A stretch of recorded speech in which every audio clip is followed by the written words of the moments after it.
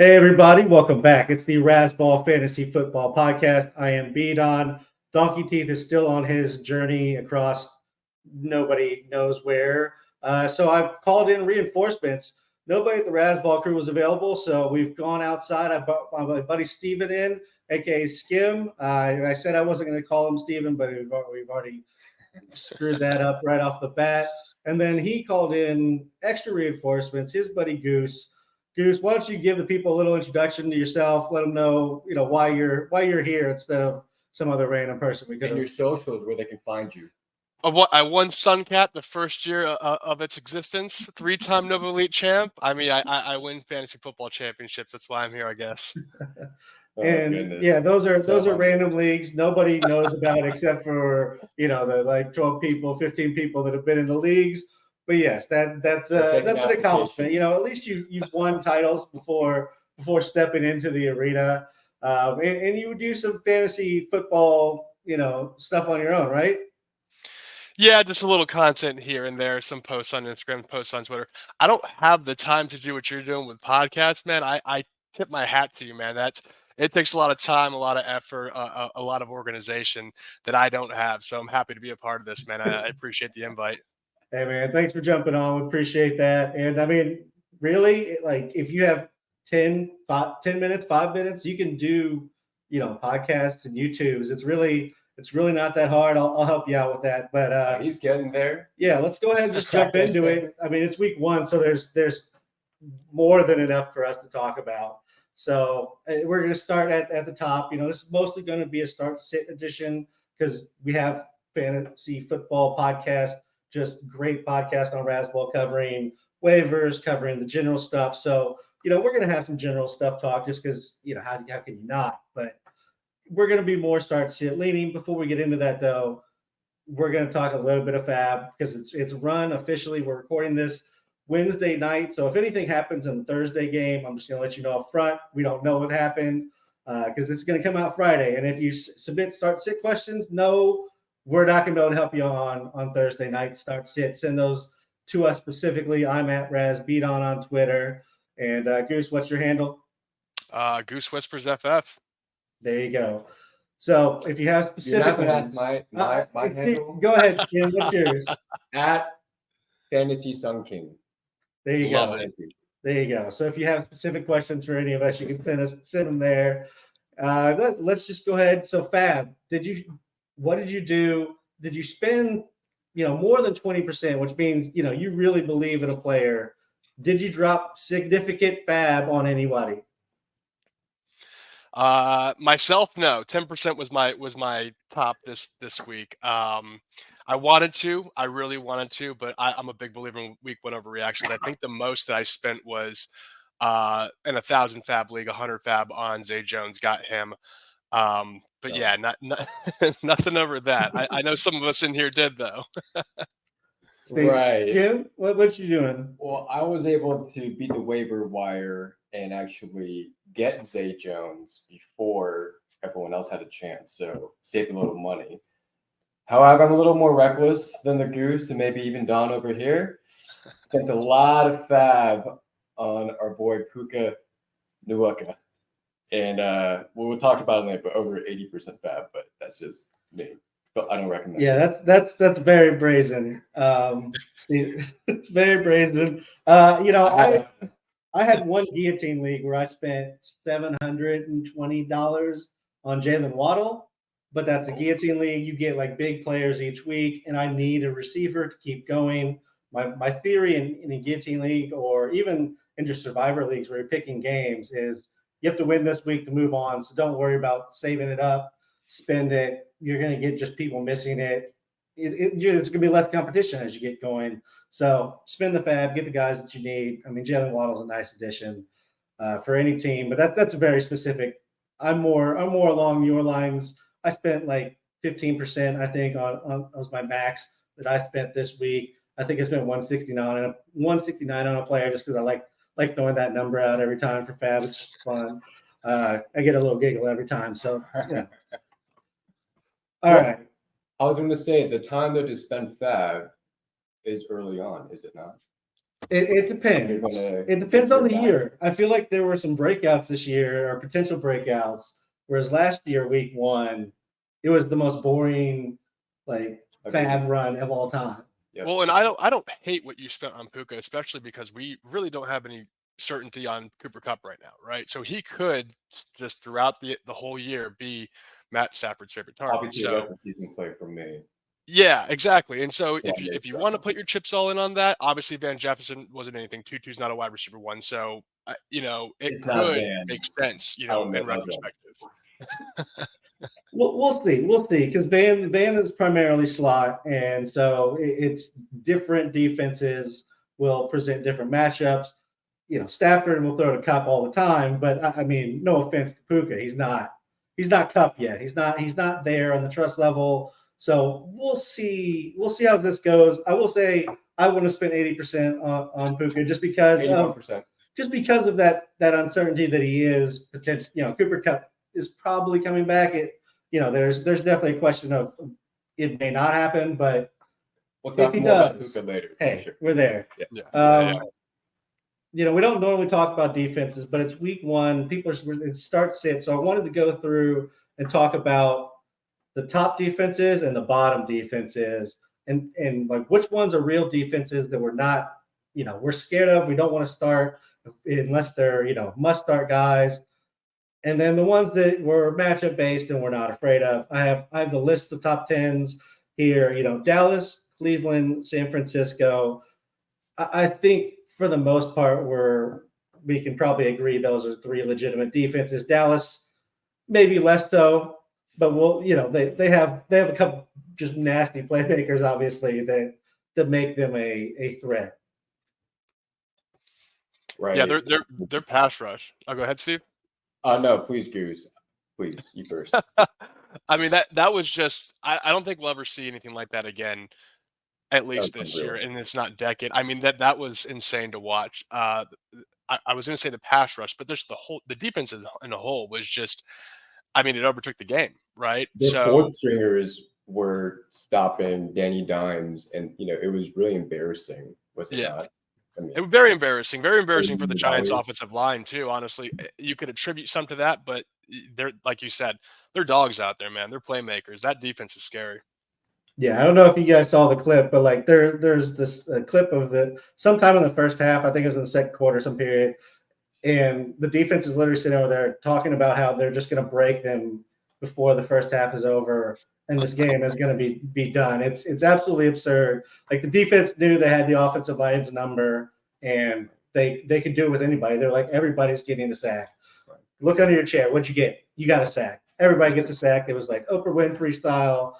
But let's talk about some of the other defenses, because as we get past those 3, it gets a little more questionable. I'm just going to list them and we can talk about them. I want to spend a whole lot of time on defenses because it is week 1, but I thought it was an appropriate topic.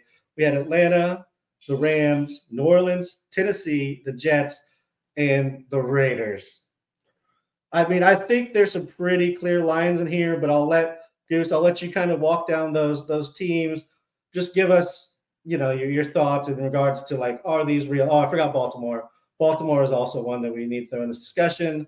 But those are the teams. Let's just hear your thoughts real quick, and we'll go off that.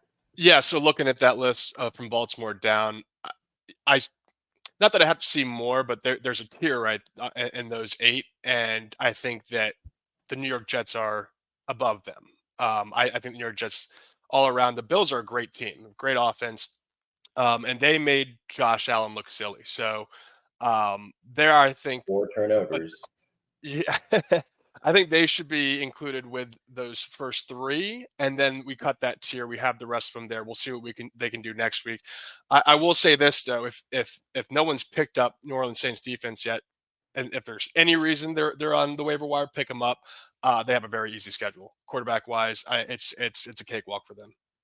Yeah, and they're very solid defense as well. I would say them, Baltimore, the Rams, as long as Stafford's on his feet, because we saw what that defense looks like as soon as the offense kind of crumbles underneath it. They're not built to last, consistent drives. They're built to kind of pass rush and get after it. I would say the fakers here, Atlanta, And I mean, Vegas is just going to have a hard time of it most of the season. I think everybody expects that. The Jets are a legitimate defense. I'm curious how it goes from here on out because they kind of still had the buzz of Rodgers starting, and then they had the buzz of like, all right, defense, we have to pick it up. Let's go. Can they continue to do that without Rodgers leading them through it? Yeah.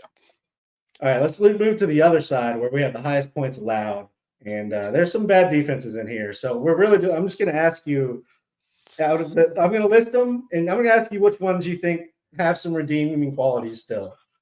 The Giants, the Bears, the Chargers, the Dolphins, the Colts, the Steelers, the Seahawks, the Patriots, Texans, Panthers, and the Bengals. And this is by the points allowed. So it wasn't by fantasy because I know some people probably listen to like, my fantasy scoring is different. Well, if I go off of defensive fantasy scoring, it could be anything because that was one of my biggest gripes of defensive scoring for DSTs and why I don't have them in my leagues is there's not a consistent scoring really unless you just go a platform's default, but every platform has a different default. So that's why I go points allowed. So I'll let you walk through these defenses and tell me which ones you're not terrified to start on a weekly basis or which ones you're looking to definitely attack maybe as well. Yeah, so I'm like you. I don't really put a high value in defenses. I normally try and stream them based off a matchup. So going off of that, the New York Giants have a great matchup against Arizona this week. Another one that if they're on the waiver wire, pick them up. Arizona showed last week that they don't really have a good offense. So that should be a relatively easy matchup. Defense? Did they scored a decent amount of points. Again, it was a soft matchup against Sam Howell and the Washington Commanders. But do you Arizona's defense, you mean? Yes. And even the Commanders defense, which isn't listed on Don's list. But yeah, they're in the middles. The middles. I was going to say, if we want to go that far in the defenses, we can talk about the middles. I think the Arizona's defense kind of benefited off that first game for Sammy Howell. That's kind of one of those question marks. I wouldn't put my chips on Arizona's defense. But yeah, like honestly, if we look at that list again, I'm basing all those defenses off of matchup and if they're playing a bad quarterback. I don't think any of them really. I mean, you could make an argument maybe for Pittsburgh because of how good of a team San Fran is and how sound they are offensively, and say maybe that they just got outcoached. But yeah, that list is pretty ugly. One of the defenses on here you have Don Houston. They humiliated the hyped up Todd Monken Ravens offense. Lamar's really looking like a candidate for 5,000 passing yard season, right? With 1,000 yard receivers at this rate, right? Is he not? Totally joking. D'Amico Ryan's defense is legit, is what I'm saying. So I feel like this is one of the defenses you should not sleep on, despite CJ Stroud's. I'd probably combine that with a low over under in Vegas, and then I'd be okay with starting them. But yeah, I would agree. I don't know. I believe in CJ Stroud leading them anywhere, and he could put them in some very tough situations potentially. I mean, any quarterback can, any rookie quarterback especially. But I've been on It the made podcast. MVP look bad. Former MVP looked really bad. So Well, and I'll say this about the Texans. I was just looking up the point. They had 12 points this past week, 4 sacks. Normally, you do get a lot of sacks against, and I think that's kind of how Arizona, a lot of these other teams, whoever played the Bears, the Packers, how they racked up so much sacks because you normally get more from mobile quarterbacks who look to run, right? So like Daniel Jones, Josh Allen, you're going to see defenses that play these mobile quarterbacks maybe get a few more sacks because of that, one look and then tuck and run mentality, right? Yeah, and I actually heard a clip from Gronkowski talking about Josh Allen and losing Brian Daboll, and that he doesn't believe Josh Allen's looked the same since losing Daboll. that matters. So, I mean, I thought that was, I didn't put it in the notes, not something I just thought about talking about, but I saw a clip, right before we started. So I just like it's interesting. It has been a little bit different. I mean, I'm not discounting Josh Allen. He's still a great quarterback. I'm not trading him away. If he's at a discount, I will definitely trade for him. But just something that I thought was interesting and worth noting. if you listen to the baseball show, you've already heard of this game. If not, this is the introduction of a game that I created on the baseball podcast. I'm carrying it over to the football side, and it is an Anchorman theme based quick fire like game. Okay, the three options for your responses are scientific fact, Sex Panther, and I don't believe you. Scientific fact, you believe in the player, you're in on him, or at least in on him under certain circumstances. Sex Panther, 60% of the time, it works every time. They're a flyer. They may do it, they may not. We'll see what happens with them. And then I don't believe you. It was week 1. Chill. Don't go dropping 81% of your fab. All right, we're gonna start with 81% fab. We're gonna start with Skiv, Puka. And we know you better say scientific fact. This is not only historic from what we've seen from every fantasy content creator out there, but just looking at the snaps, us having NFL Sunday Ticket, watching him play, Stafford looks healthy. O-line looks a little bit better than we thought. The chemistry looks like it's there. So I'm obviously very bullish, maybe irrationally bullish on Puka being a potentially offensive rookie of the year candidate. All right, so I'm gonna take scientific fact. Goose, you got to calm us down here. We're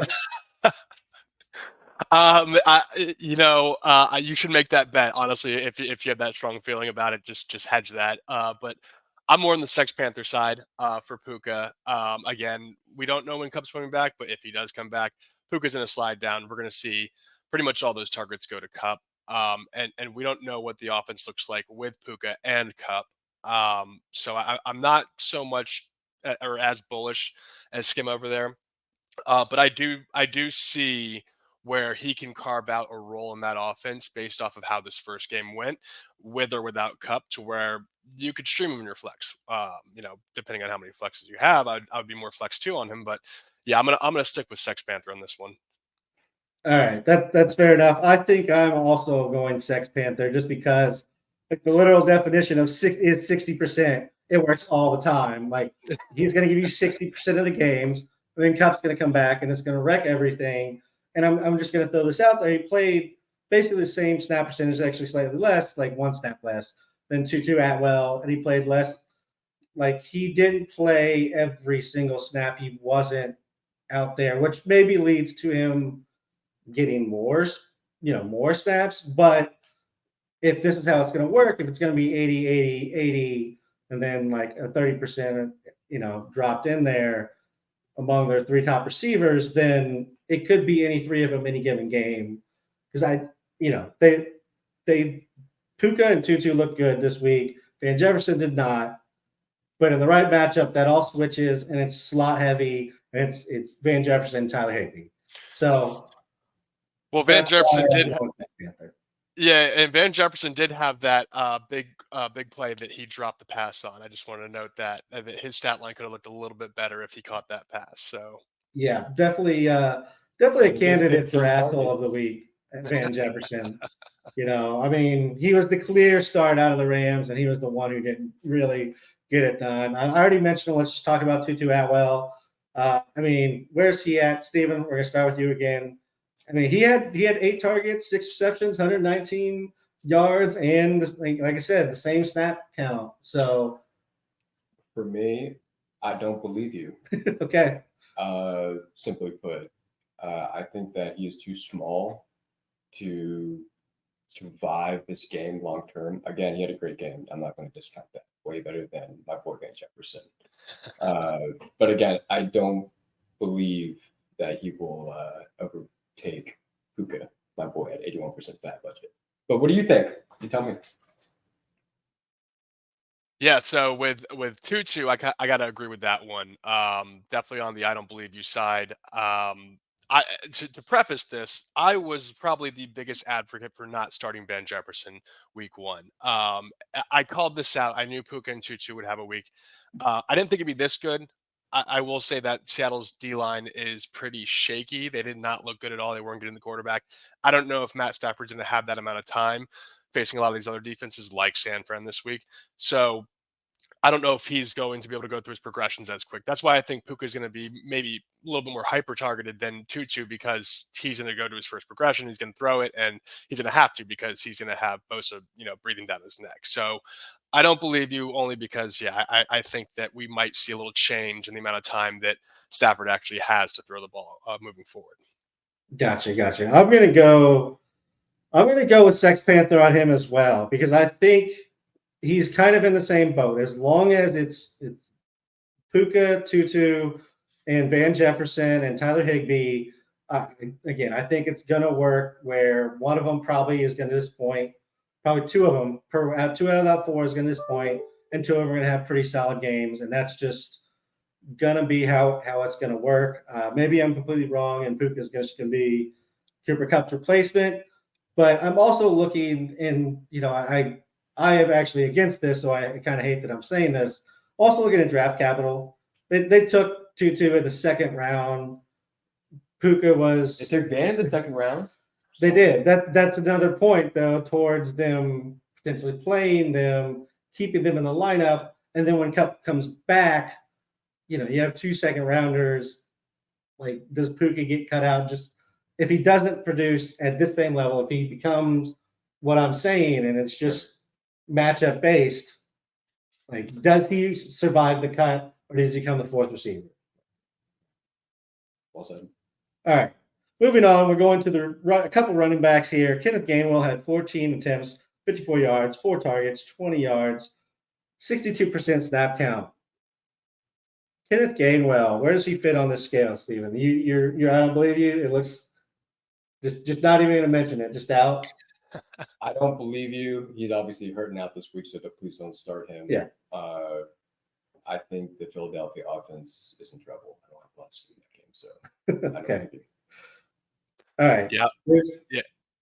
I'm gonna agree with you on that one. I don't believe you. Kenneth Gainwell, just part of whatever running back's going to get the hot hand. We saw it last year with Philly. We're going to see it again this year with Philly. Plain and simple. I don't believe you. Yeah, that's a third. I mean, you can use them, and it's just going to be a spin the wheel and see if it lands on him that week. But I'm not starting him every week. I'm not spending significant fab on him. He's probably owned in most leagues just because he was getting like the first team snaps all preseason. So it warranted a roster spot. Tyler Algier, Stevens' boy, had 15 attempts, 75 yards, 2 touchdowns, 3 receptions in 19 yards, 56% snap count to Bijan's 64%. Goose, we're going to start with you this time. Yeah, so Tyler's one that I'm keeping an eye on this week. A, because I'm playing Skim here in one of our leagues, and he's probably going to play him against me. And B, even if you take away the 2 touchdowns he still had a productive day, right? At least a startable day when it comes to where his draft capital was. So for Tyler Algier, it's where I'm trying to differentiate, because we have that week 1. We've seen what he can do. Can you repeat that success? So what did I say before? Did I say scientific fact or Sex Panther? If I said Sex Panther, I'm going with scientific fact. It's the Atlanta offense is just going to run the ball over and over and over again. It's one of those things that, for me, if the production's there, even without the touchdowns, I feel like he's still going to be a startable flex spot at least. So I'm going to go with scientific fact with him. We watched the game together. Not going to discount that it's Carolina, soft matchup, Bryce Young rookie. We know Arthur Smith, that clown, likes to run the ball a lot. Bijan being a rookie, we understand all that. I'm going to go with, not because I own him and going against Eddie, but I'm going to go with Sex Panther. I just don't know. I can't trust that clown at the end of the day. And Bijan is legit. I'll admit he's very good. Mm-hmm. But we'll see. But again, we can't forget Tyler Algier was a 1,000-yard rusher. Arthur Smith doesn't care about fantasy. Neither does Drake London. Stay away from all Falcons. I'm not going to 81 fab on him like I did on the boy Puka. I'm out. I don't believe this. It was week one in a matchup that allowed them to run the ball as much as they wanted to, and they did. They're not going to be able to do that. Like they're not a good enough team to be able to pull that off week in, week out. And Bijan is just going to work more and more into the offense. Algier had, I will say, I think one good run. I remember seeing one good run where he made really good read, broke a tackle, and picked up like 12 yards. It was a really, really good run. The rest of his yardage came on stuff that was just, it seemed like just free yardage that he was picking up over and over again. He wasn't making people miss. He wasn't doing anything special. If Bijan had been in there, he would have gotten the same yardage or more. And I just assume at some point, similar team's going to go, hey, Bijan would have had like 30 there, right? And then it's just going to happen. Like they drafted him that high. That's where we're at. Kyron Williams, big fab guy here. That another big fab target. He had 52 yards and 2 touchdowns, 68% snap count to 35% for Akers, despite Akers getting touches. Like when Akers was in, he got touches. He got outstaffed. Carries for 27 yards, I think is what I saw. Yes, he did get the touchdown out of pity from Sean McVay. I'm gonna go with. I don't mean to interrupt you because I am a Kyron Williams fan. I did not have to spend fab on it because I beat the rush. We'll say, not to toot my horn. But Kyron, I'm gonna go scientific fact. Sean McVay hates Cam Akers. Goose, what do you think? It is a scientific fact that Sean McVay hates Cam Akers. That is definitely a scientific fact. And I was actually just checking that. I wanted to see because I was thinking, I was like, you definitely picked up Kyron before waivers too. You snuck him in there. So good pickup on that one. I will be firing him up against you versus San Francisco. I appreciate that. I'm gonna go with, and only because I have to, scientific fact for that same reason. They don't really have anybody else there who's going to take touches from him. So unless there's a change in how Sean McVay looks at Cam Akers, I don't see this going south for any reason as long as he produces and scores touchdowns, right? I think if he gets stopped on those touchdowns, then maybe Sean McVay thinks twice. But the fact that he got it in the end zone, he's just going to keep on rolling with that. Yeah, I'm going to go Sex Panther on this one and just continue riding the fence because of the amount of touches they gave to Akers.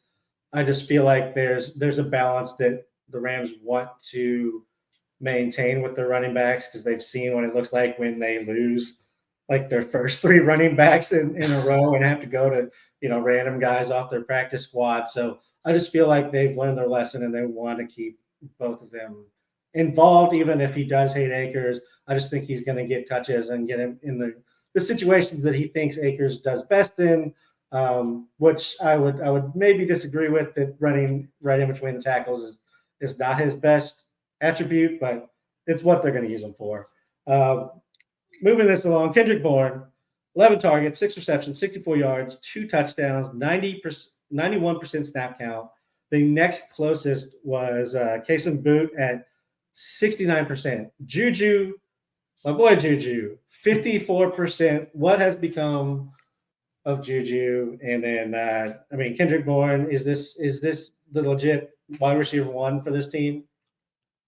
I'm going to take this one first. I don't have any skin on Kendrick Bourne. However, given that they were playing the Eagles' stout secondary, was it Slay was probably locking Juju. It's probably why Juju just couldn't overcome that.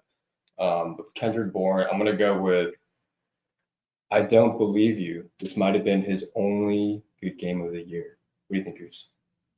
I agree. I don't believe you. I think he it was either ran the highest route percentage ever, or it had the highest snap count. It might have been both, honestly, but he pretty much broke records for being out in the field in this game. I think this is your week 1 overreaction if you're going to point the finger at any of them. I don't think he repeats it. I agree. I think that he might score a total of 4 touchdowns on the year, and he scored half of them last week. Checking the mark. I don't believe you. All right, I'm going to go just completely contrarian then. I'm going to go scientific fact here. And I'm going to do it.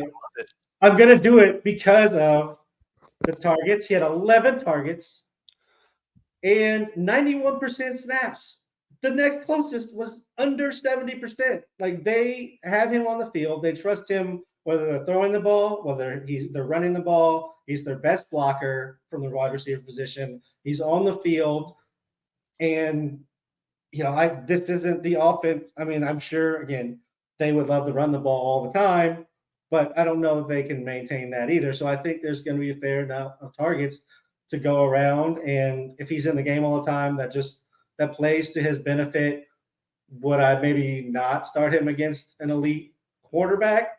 Yeah, of course not, because he's not an elite receiver. But if we're just looking at, a wide receiver 3 or a flex play here, I'm absolutely buying that he's going to get the targets to make me at least not feel bad that I started him and get, a 0-0. Like, I'm not even getting into it right now. Drake London. I'm not going to get into all the guys who went 0-0. Let's just not do it. We're gonna go to Hunter Henry. We're gonna go one tight end. We get one tight end into this game. 6 targets, 5 receptions, 56 yards, and a touchdown. Had a 79% snap percentage. I mean, is this just the New England tight end resurgence, or is this week 1, or 60% of the time it works every time? Hey, Goose, what do you think, man? Yeah, with Hunter Henry, I'm going to go scientific fact because this is the offense that the Patriots really do try and run. Is they try and run it through their tight ends. They try to replicate what happened years ago, right?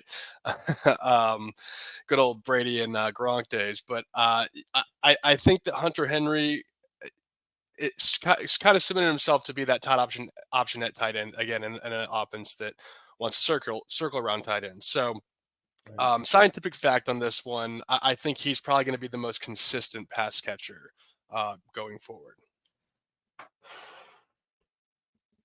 I do like Hunter Henry, especially when he was a Charger right back in those glory days. But I'm going to go with Panther. Again, mentioned earlier, the Eagles do have a stout secondary, so that could maybe explain some of the reception total that Hunter Henry got. I do believe that he is good.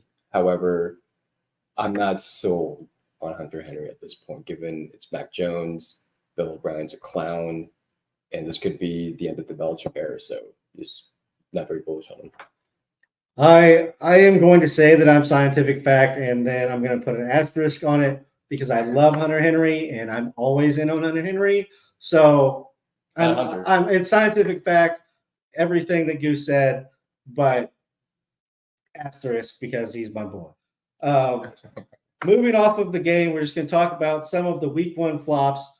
And are you starting them in week 2? Do you trust them? And we're going to talk. I mean, we're talking about some fairly big names here. And I'm just going to throw the top one out. Josh Allen went 29-41, 236, touchdown, 3 interceptions, 6 rushes, 36 yards. I mean, I feel like you drafted Josh Allen. You got to start Josh Allen. It's Josh freaking Allen. Goose, anything else there? Well, don't you feel that way about the top 4 here, though? Yes, I was going to kind of run those down. Stage, pumping together. You spent the draft capital. Yeah, Josh Allen, Joe Burrow, Lamar Jackson, Justin Fields. You spent the draft capital. Right. These are your guys. You trusted them enough. Continue to trust them. Let's go. Let's ride. Yeah. So for that, that's where that line for me is that tier break. I'm okay with what you have at the bottom there. Would you start the week 1 performers? That's kind of my tier break. I have Fields in pretty much almost every league, so I'm gonna start him. That offense was hard to watch, and it was even harder to hear what they had to say after the fact. Like, oh yeah, maybe we should utilize Justin Fields better. It's like, I thought this was solid last year, but we went through this. I am a Bears fan. We go through this every year. We are the white rice of NFL offenses. It does not matter who we bring in to run the offense. We could have Mike Martz come in, which we did, by the way. We had Mike Martz come in. We're like, put in a fun offense. Give us something to look at. He's like, so you want to run the ball, throw screens, and run play action. That's what you want? We're going to do that. Yeah. What do you think, Scam? Outside of Justin Fields, Lamar, Joe Burrow, and Josh Allen. Obviously, these young men just got paid, and I don't think they played any of the preseason. Correct. So again, maybe it's rusty. Hopefully that's the case because I do have a lot of shares of Lamar Jackson. When I start them week 2, though, Don and Goose, I think you have to, is what I'm going to say. So. You believed in him. You believed in him. You drafted him. Take him. You gotta give him at least 2 weeks. Now this next group that we have, you may have gotten them at values. They may have just been like, oh, he fell in the draft. He was the last one in the tier. Maybe you reached for him. Maybe you didn't. Dak Prescott, Geno Smith, and Daniel Jones, who I thought had turned the corner, and then, he wasn't even allowed to turn the corner from the snap before he was hit. So it's really not even fair to put that game on him, but nevertheless, this Giants offensive line isn't changing. It's not getting better, but it doesn't have to face Dallas every week at least. What about those three? And then we're just going to group that question. You mentioned at the very bottom the week 1 performers, the ones who showed us they could do it. Anthony Richard, assuming he plays, Deshaun Watson, Brock Purdy, Jordan Love, Mac Jones, all had very solid weeks, all looking startable, but we're going to talk about that group, which is very bottom, versus Dak Prescott, Geno Smith, Daniel Jones. Is it matchup based here still, or are you starting, kind of those 3 who were, I'd say, in a tier above the rest of them? Maybe Richardson was in that group, and Deshaun, depending on who you're listening to, but I feel like there was the top 3 in that group. Yeah, no, absolutely. The 3 mentioned at Dak, Geno, and Daniel Jones, 2 of them, Geno and Daniel Jones, I worry about their offensive line. I think the Seahawks just lost 2 of their offensive linemen. I don't know for how long, but I think I was briefly reading that, and we all saw what the Giants' offensive line looked like. It wasn't good, both on the pass protection and rushing side. So for those quarterbacks that you have listed, Richardson, Watson, Purdy, Jordan Love, Mac Jones, this is that, I guess, use your best judgment, right? I would match up at this point. I would kind of look and again where that line's drawn. And honestly, I was a big Richardson hater going into the season. It took me 1 week to see it. He at least is going to produce with his legs. Steve Sheikin is going to make sure that he is smart with the ball and runs that offense well. So I'm okay with starting any of those guys over Dak, Geno, and Daniel Jones, because I think you have the same chance to get similar production. Right. Just wanted to spotlight Dak Prescott. Again, they didn't need him for obvious reasons. However, I think this is intentional. Again, new regime change, no Kellen Moore, so not as aggressive play calls. And then you have Mike McCarthy who's been public about we want to run the ball. We even saw him showcase a stable of running backs next to Tony Pollard. So I'd just be a little cautious with Dak, and I would agree with Goose and all the points that Brandon said here. I was wrong on Anthony Richardson. My bad, Anthony Richardson, for making fun of you for picking up trash and highlighting that as a preseason spotlight of you. But I would definitely agree. Danny Dimes, Geno Smith. I think they were one-hit wonders. Yeah, I think Richardson's going to be fine for our game, for the fantasy game. I'm still not sold NFL-wise yet. There was a lot of just – he just reared back and just ripped him as hard as he could for us. And that works so long, So we'll see how that goes. But I would agree Richardson fits in that group. I had Deshaun over all 3 of them in my rankings preseason, so I'm fine if you want to run Deshaun out over them. Purdy, I feel like Purdy is going to be very touchdown dependent. He's going to be the touchdown dependent quarterback because they run the ball so much. I don't think I believe he's a quality quarterback. I think he's good for the scheme. He has the weapons, but it's a team that would literally not throw the ball more than 5 yards deep if they could. That would be the whole offense. They just wouldn't do it. So that's what worries me is if they run it or if they're just throwing the short unders and the screen bubbles. Is there enough yardage accumulation to make it worthwhile without touchdowns. Let me ask this: out of that group, who are you starting? Out of Richardson, Watson, Purdy, Jordan, or Mac Jones, who's your? I'm going to start him.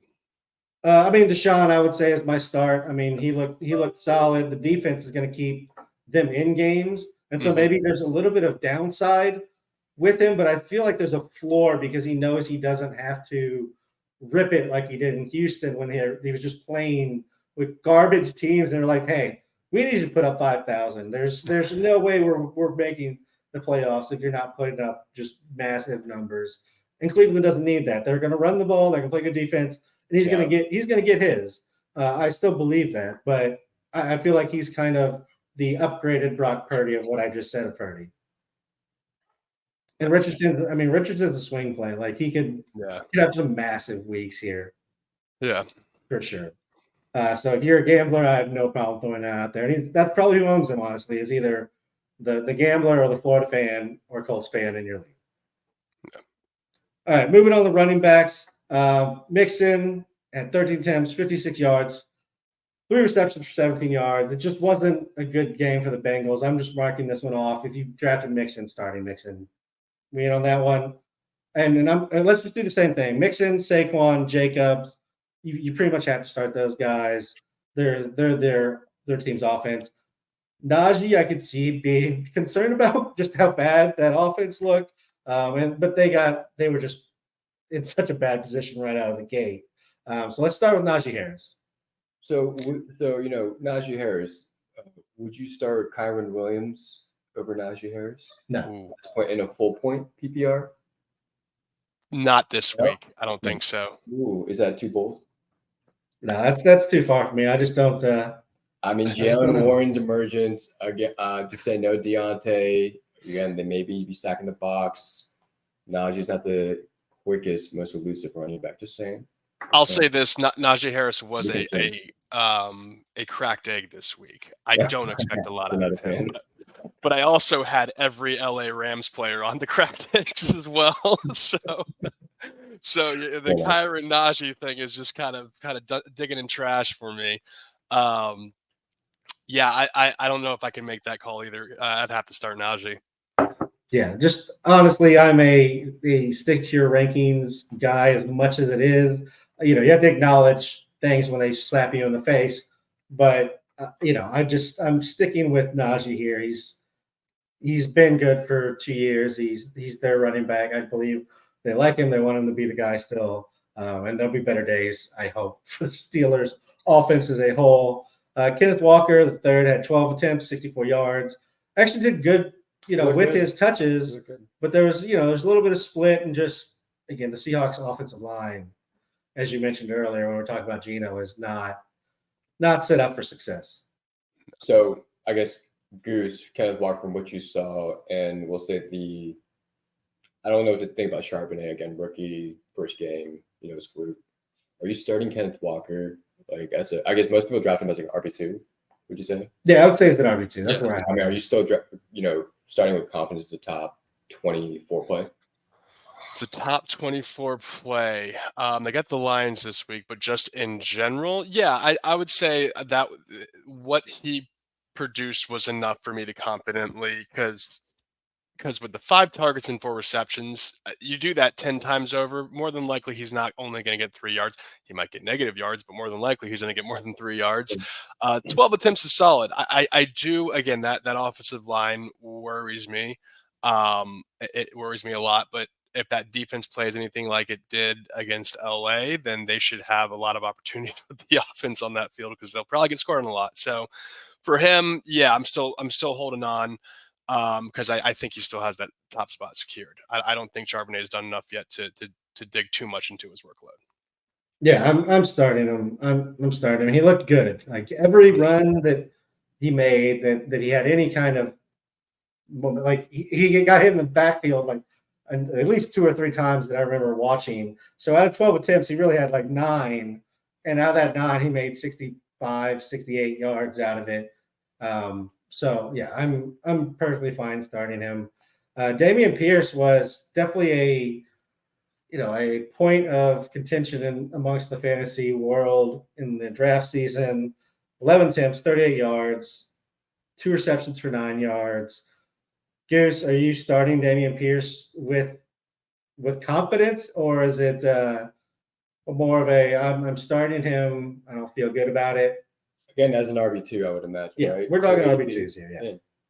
Going into RB2, yeah, I'm starting him with confidence. I just think that he I think that he has explosiveness that could get you points on one play, right? I will say, and this kind of went the same way last year.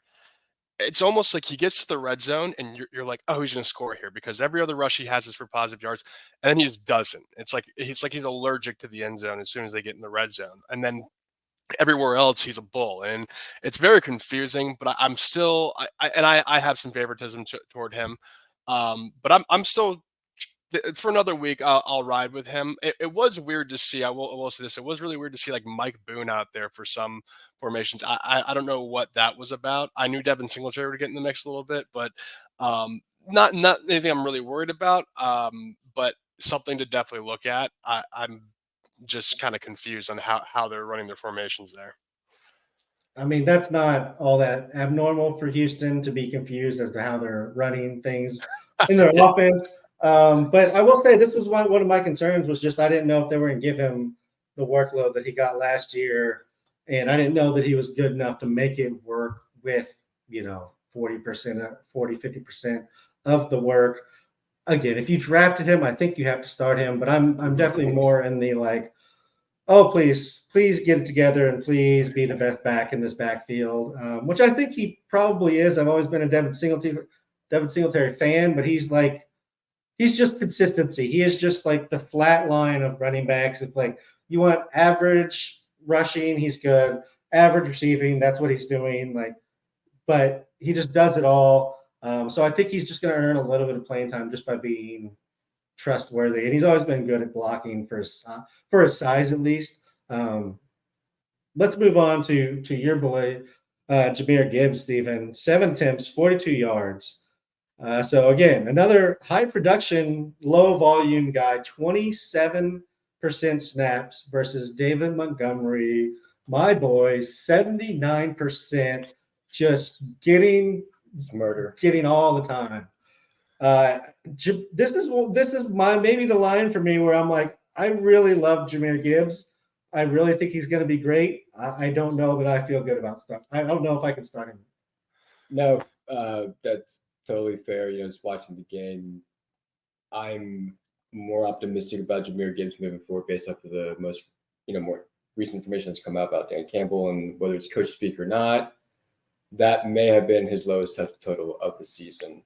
I don't know how you can garage a Ferrari over a Ford or a Ford Pinto. But again, I understand that they paid a lot of money for David Montgomery. He serves his role as a batting ram. He's going to get his, Jamal Williams role. However, I don't know how you keep Jahmyr Gibbs off the field in that touchdown football. That is multiple 1,000-yard season David Montgomery to you, sir. And let's be real, Monty's more of an F-150 than a Penta, okay? Yeah, for sure. He's got a stone cold bumper sticker on the back. Yeah, gets hyped when the glass breaks for sure. One thing I will say on that though, Jahmyr Gibbs is, if you're chasing a high ceiling, go Jahmyr Gibbs. If you want that safe floor, go Monty. That's kind of how I would view that backfield. All right, I'm gonna group the last few guys I had to talk about with my would you start them this week over some of them, and we're just going to talk about this group together. So James Cook, who had his big fans, Isaiah Pacheco, same, they're big fans, some big fans out there. Rashad White, then the performers from week 1, we've already talked about them kind of in some capacity. Tyler Algier, Roshan Johnson for the Bears, David Montgomery, Josh Kelly, Kyron Williams. I'm just going to take that group and we're going to say, give me your top 2 and your bottom 2. And the rest we're just going to throw in the middle matchup dependent pile. I'll take this one. Top 2. If Eckler's out, Josh Kelly's up there with probably David Montgomery for me. I want to put Rashad White up there, but if Eckler plays, then it's David Montgomery and Rashad White for me, the top two.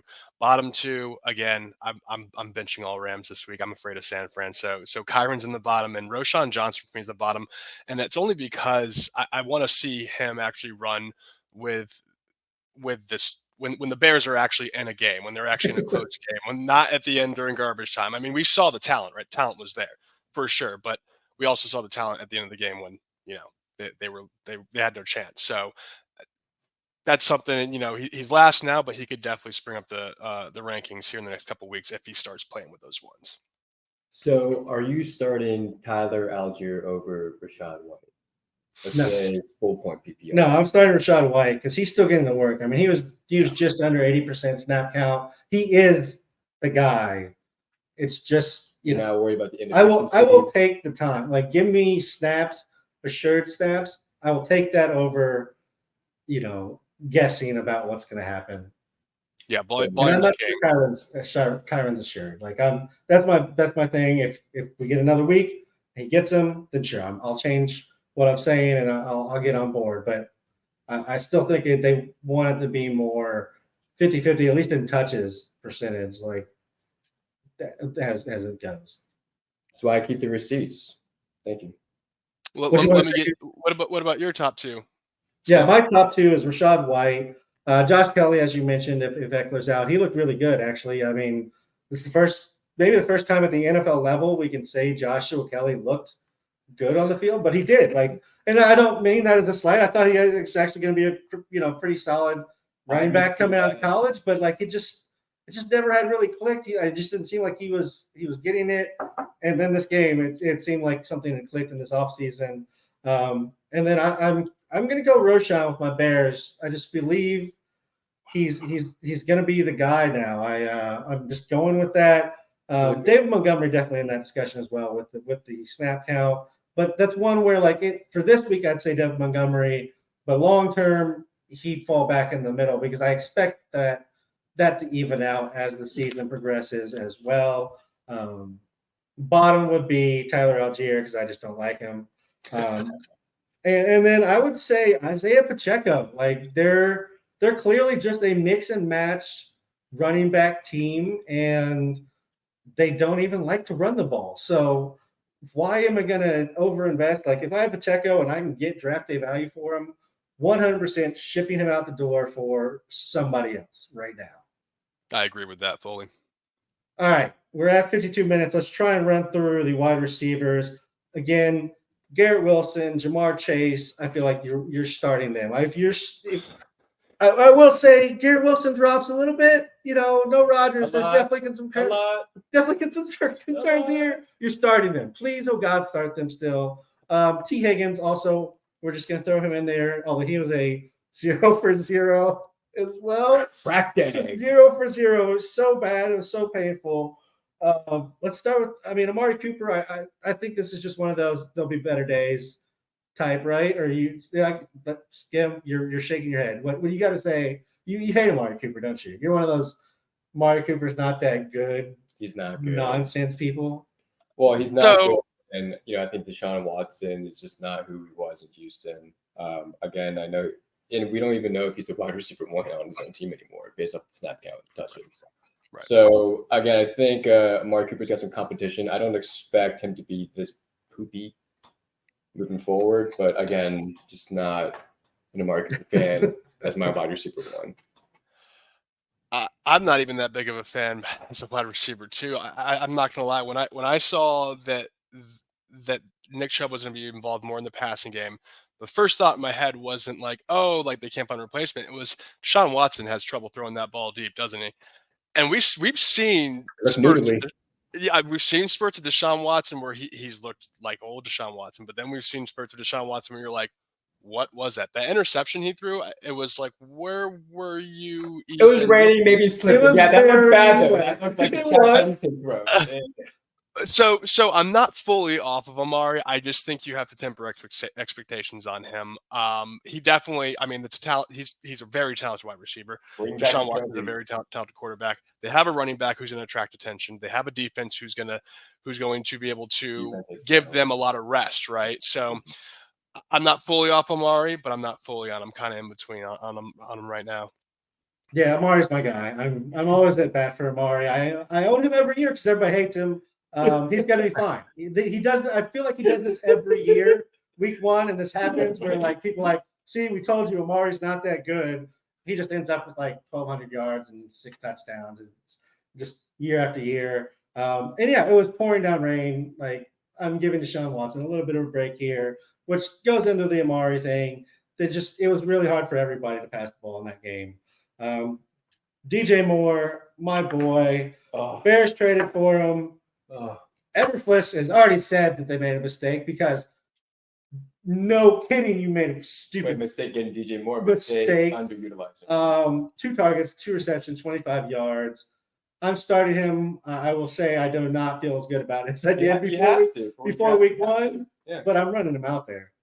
Yeah, like you just said, Skin, you have to. I think they're going to make adjustments, right? You would hope they're going to make adjustments. They were doing that, like you said before. They were doing screen passes, short passes. There was like one designed run for Justin Fields, so it was a really weird offense to see. I think they flipped that script.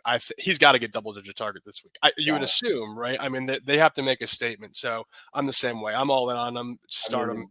Just roll with them. Is PJ Walker really better than Justin Fields? No, seriously though, right? I mean, I think that's kind of.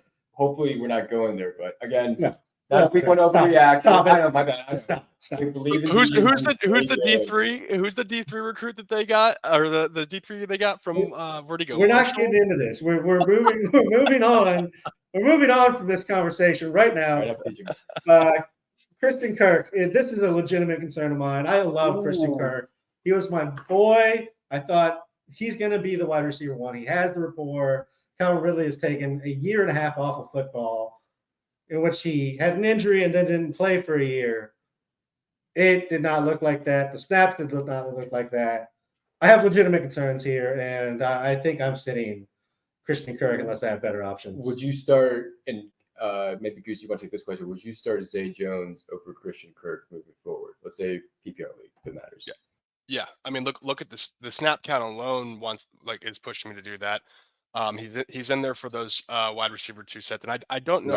Right, which was interesting. Right. Yeah, and I don't know the percentage on wide like how much 11 personnel they run compared to 12, but that's just. I mean, Christian Kirk, in my opinion, got paid. He got paid. He has talent, but I don't think he's talented enough with all the other talent on there, especially with Calvin Ridley coming in to carve out a consistent role week by week, unless there's an injury somewhere, whether it's in tight end or wide receiver. There's too many targets to go around. We saw that touchdown that Zay Jones had. We did. Is Christian Kirk making that same type of catch? Yeah, Christian Kirk's a great receiver. He made at least a couple last year that were equally as impressive. He's not as physically gifted as Zay. Zay's like 6'2". Christian Kirk. I'm talking Christian Kirk. Here's my problem with Christian Kirk right now, as I see it.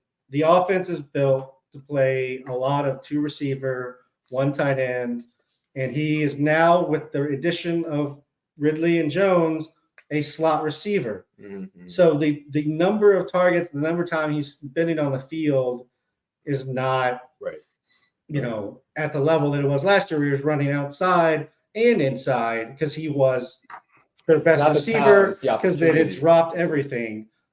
So yes, it does not look like the opportunity that I thought Christian Kirk would have is there. It seems like they prefer to have Ingram in there as the third option to him, at least as a snap count percentage wise.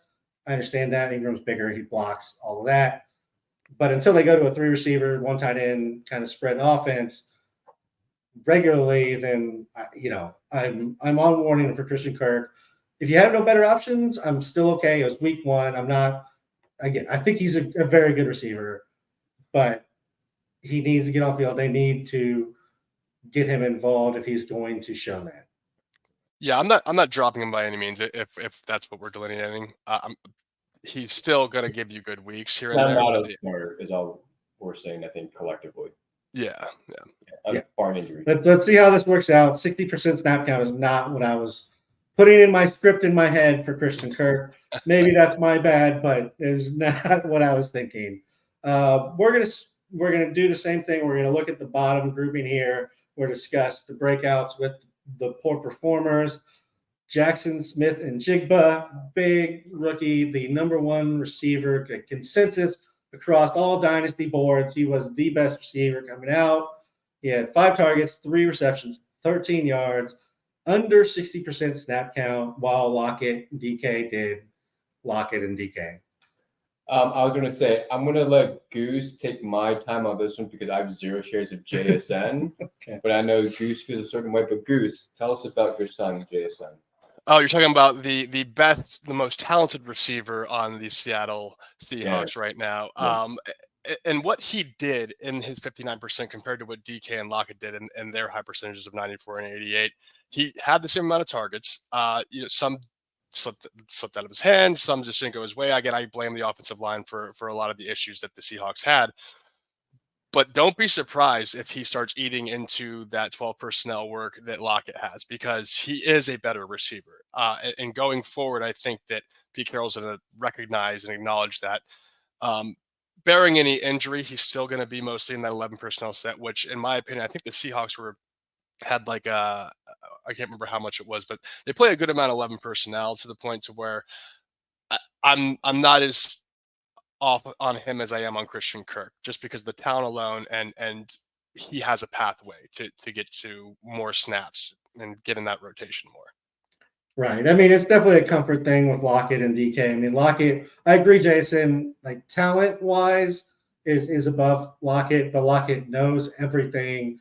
He's just a pro. He is the consummate pro for them. He keeps kind of the offense together as much as Gino does, I feel like. Like when there's a big thing that needs to happen, it's just as much Lockett as it is anybody else on that team that kind of puts it in together. I'm with you. If you have him, you probably got him as like a flex play or a wide receiver 3. So you could, if you happen to if you have some of the breakouts, or if you just have some other good receivers and you're kind of like, oh, I don't know, JSN or Brandon Cooks, then like I could see kind of throwing that one back and forth. But otherwise, you're probably starting him. No, the Kansas City receivers, they were all bad. Let's throw them in this mix with Jacoby Myers, Kendrick Bourne, Dobbs, Rashid Shaheed, and Tutu Atwell, who we talked about in the opening segment. And right now, I don't think you can start any Kansas City receiver over anybody in that group. So if we all agree on that, then let's just talk about that group. And out of that group, who do you like? Who do you not like? We already talked about Atwell, so I'm going to remove him. That gives us 4 names. Let's just kind of put them top to bottom, and then we'll get on to a few tight end things. But it's tight end, so. I was going to say, let me take this one. Yeah. Rashid Shaheed, I think he's definitely worth a stash, if you want to think of it that way, or a pickup. Not only is he extremely explosive, but he's got youth. Michael Thomas is 32 and removed from 5 surgeries. Frankenstein out there. I think if you're looking for explosive plays and upside, you've got to go Shaheed. They're not going anywhere. And Jacoby Myers, he had a great showing Jimmy Garoppolo. But I'm going to segue that over to Goose because I did see that you picked him up in Vakai. Very good pickup. Very good pickup. Yeah, I think Jacoby Myers fits that offense better for Jimmy G, what they want to do with Jimmy G. Obviously he played on the same offense in New England, so that kind of makes sense. And we saw that, Evan, I don't think that he produces, obviously that 2 touchdown performance that he had was great, but I don't expect that every week. But I think he's a consistent flex player, depending on who you have, and with bye weeks, approaching here sooner than we think.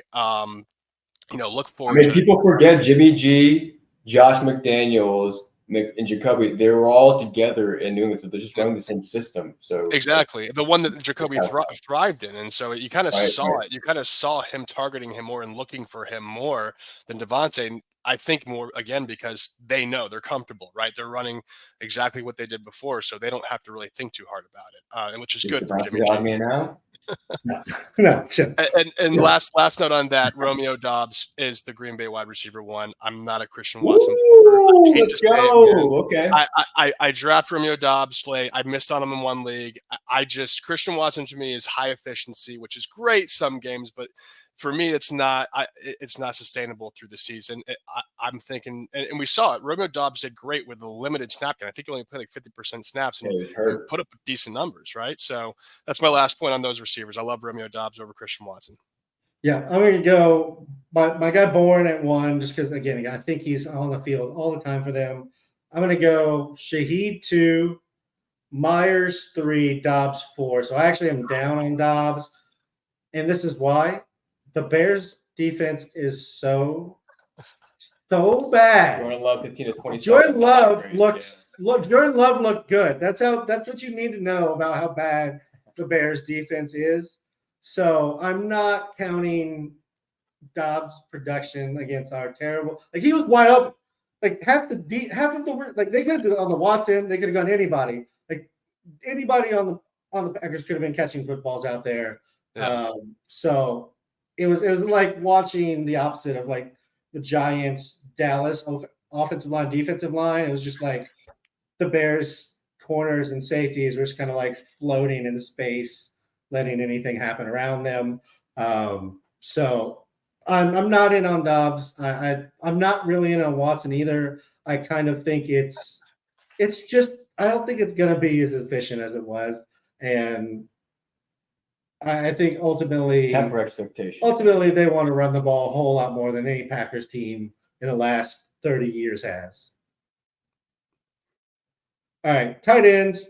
You're starting Kittle. You're starting Waller if he's healthy, but he may not be healthy. He has nerve damage in his hamstring. That's not great to hear. Yeah. Listen, like I'm like, that's the first time I've heard that. Yeah, I was gonna say it's like, yeah. Anyways. Yeah. So Kyle Pitts, Dallas Goedert, David Njoku, Chig at 2 is a 0-0. Goddard was a 0-0.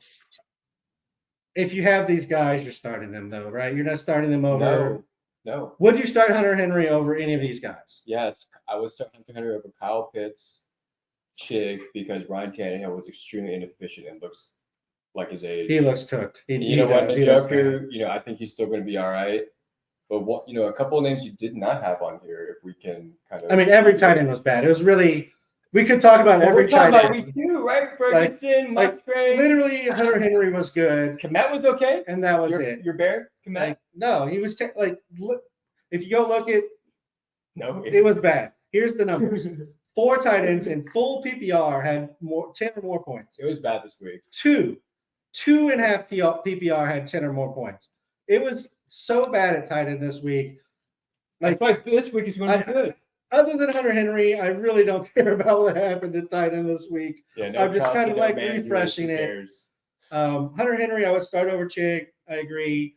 I love Kyle Pitts, and he was this is the problem. He was wide open. He's wide open all the time. Oh, he broke ankles on that route. I saw that. There was a specific route where the guy just fell and crumbled, and he was wide open. Literally like, yeah. I'm not a Pitts believer, but like I saw that. Oof. Yeah, I mean, Kyle Pitts is running wild. He's open. It's just Ritter's awful, but like Kyle Pitts is so good, I can't put him on the bench. I'm not convinced Chig is nearly as good as any of these guys. I think he's very raw, very Jonnu Smith. Like if you get him open, he's good. Like he has the athletic ability to take it and go, but he's not getting himself open. He needs to be schemed open as a tight end right now. He needs to learn it, but that'll certainly help. But again, Tannehill looked awful. Now we had one specific start-sit question. I want to get to it, even though we are long. Oh, yeah. It's week 1. I'm sure people do not care that we are going long. We had it come in from our buddy Cool Whip at Cool Whip RB on Twitter. He is a Razzball writer. He does baseball, but he dabbles in football. Very good with his numbers. But he's asked in full PPR, start 2 of Drake London, Cortland Sutton, Samaje Perine, and Kyron Williams.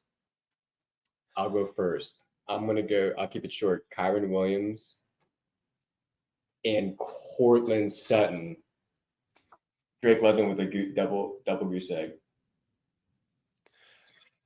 I'm gonna agree with that, man. I got Drake London down as a goose again this week. I don't think they try to get him involved, so that's an easy one for me to take him out.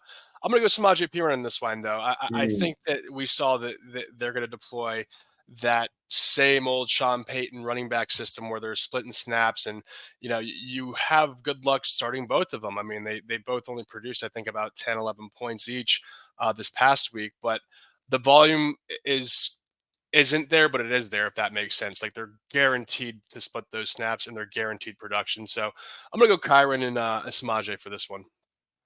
All right, and just to make it really confusing for Cool Whip and give him 3 different answers, I will fess up to this. I do not like Cortland Sutton. He does not. Or Samaje Perine.